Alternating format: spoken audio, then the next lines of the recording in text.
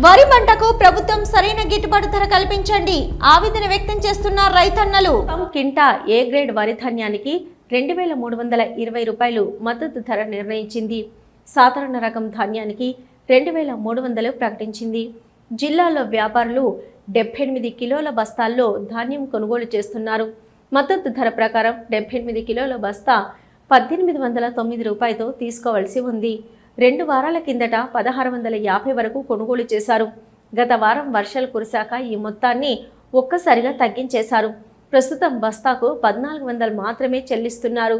ఒక బస్తాపై 20 రోజుల వ్యవధిలోనే ఏకంగా 450 రూపాయలు తగ్గడంతో రైతులకు పెట్టుబడి కూడా రాని పరిస్థితి నెలకొంది.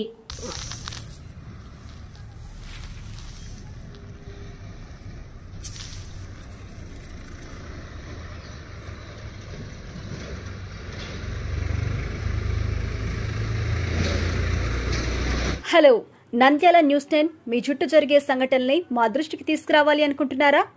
అయితే ఇంకా ఆలస్యం ఎందుకు? మా వాట్సాప్ నెంబర్ 9849700865కి సమాచారాన్ని ఎప్పటికప్పుడు పంపించండి.